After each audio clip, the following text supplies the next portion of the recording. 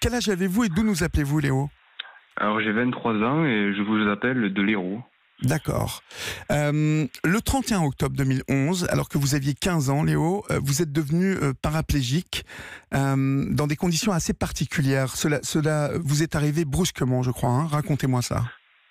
Oui, c'est ça. Donc le 31 octobre 2011, j'ai perdu l'usage de mes jambes en 2 heures de temps. Oui. Dans quelles conditions, en fait vous avez été victime de quoi? En fait, j'ai eu une myélite, donc c'est-à-dire c'est une bactérie qui s'est mise sur la moelle épinière. Oui. Et j'étais en train de faire des magasins avec ma copine. Mhm. Et j'ai commencé à avoir mal dans les articulations. Et en allant aux urgences, sur le parking des urgences, je n'arrivais plus à maintenir mon corps avec mes jambes en fait. Mhm. C'est quelque chose d'assez rare, puisque c'est la première fois que j'entends parler de la myélite. C'est quelque chose dont vous aviez entendu parler déjà? Moi, j'en avais jamais entendu parler avant d'en être victime, on va dire. Oui. Mais en me renseignant, il y a quelques cas quand même en France de cette maladie. Mhm. Après, les personnes peuvent être touchées à tous les endroits de la colonne vertébrale, donc que ça soit tout en haut, donc les personnes deviennent tétraplégiques. Mhm. Moi, j'ai eu la chance d'être touché plutôt bas dans la colonne Aux jambes. vertébrale. Mhm. Voilà. Alors vous étiez avec votre copine hein, ce jour-là.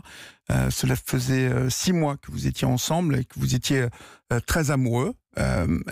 Comment a-t-elle réagi sur le moment et puis ensuite dans les semaines qui ont suivi?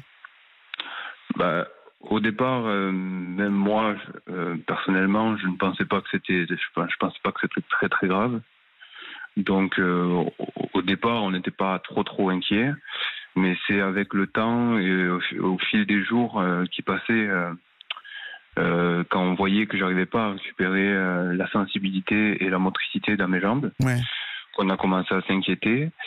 Et après, s'en est suivi 2 mois d'hospitalisation. Et ensuite, 6 mois dans un centre de rééducation pour apprendre la vie en fauteuil roulant. Mhm. Donc ça veut dire que pendant 8 mois, avec ma copine, on a vécu en gros dans le milieu médical, quoi. On se voyait qu'en milieu médical ou quand je rentrais chez moi, quelques week-ends par-ci par-là, quoi. Alors ce qui est formidable dans votre histoire et en même temps qui porte à la réflexion, c'est que cela arrive le 31 octobre 2011, vous avez 15 ans, vous passez donc 8 mois en centre de rééducation, vous avez dû sacrément gamberger, parce qu'à 15 ans, lorsqu'on est amoureux, on sait que voilà, même si l'amour est très fort, même si c'est un coup de foudre formidable, lorsqu'il arrive ce qui vous est arrivé, ça peut briser cet amour-là. Oui, bien sûr. Et puis surtout que ça gamberge et on a eu quelques discussions avec ma copine et moi j'aurais vraiment compris qu'au bout de 6 mois de relation à 15 ans, on va dire il y a rien de concret, il y a rien d'établi. Bien sûr. Elle aurait pu tout à fait partir, quoi. Et je l'aurais compris parce que le rêve d'une petite. Vous lui en avez. Le rêve. Vous lui en avez parlé même. Je sais pas. Je suis certain que vous lui avez dit à un moment qu'elle pouvait reprendre sa liberté, non? Oui, bien sûr qu'elle pouvait prendre sa liberté parce que je suis conscient que le rêve d'une petite fille, le prince charmant, il n'est pas en fauteuil roulant et que d'assumer quelqu'un, même si je suis complètement autonome en situation de handicap par rapport aux autres, c'est pas forcément évident, quoi. Mmh. Alors. Vous avez dû affronter ensuite le regard des autres, puisque vous êtes toujours ensemble aujourd'hui. Et je le rappelle, tout ça est arrivé le 31 octobre 2011. Cela veut dire que ça fait maintenant 8 ans que vous êtes ensemble.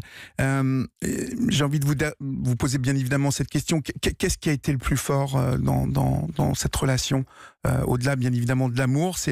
Qu'est-ce qui a porté votre histoire à tous les deux?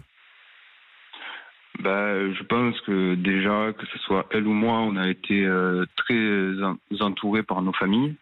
Oui. Ça déjà, je pense que c'est très important parce que sa famille à elle m'a très bien accueilli. Mmh.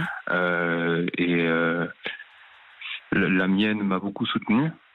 Et ensuite, je pense que au lieu de nous éloigner, ça a plutôt renforcé nos liens. Ça vous a soudé, ouais.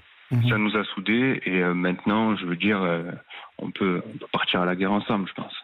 Vous avez eu peur à un moment que cette relation se transforme en relation aidant-aidé? Bien sûr, bien sûr. Mais moi, j'ai été très clair et c'est ma copine, c'est en aucun cas mon infirmière ou mon aide de vie. Et je voulais absolument pas que ça le devienne. Donc j'ai tout fait pour apprendre à me débrouiller tout seul, à être autonome, pour qu'elle n'ait pas à interagir dans mes activités. Enfin, pour que le Léo d'avant ressemble le plus possible au Léo d'aujourd'hui. Oui, voilà, qu'il n'y ait pas de changement. Est-ce que vous avez des projets de vie? Est-ce que cette maladie, malgré cette maladie, vous pouvez avoir des enfants? Vous pouvez faire des projets tous les deux? Oui, bien sûr, on a des projets d'enfants, bien sûr. D'accord. Je peux avoir des enfants. On a un projet de s'installer ensemble. Et voilà, là, j'attends la fin de mes études et je pense qu'on s'installera ensemble et on a des projets de bébés, comme tous les couples. D'accord. Eh ben, c'est super. Merci beaucoup, Léo, de nous avoir fait partager votre histoire cet après-midi. Donc,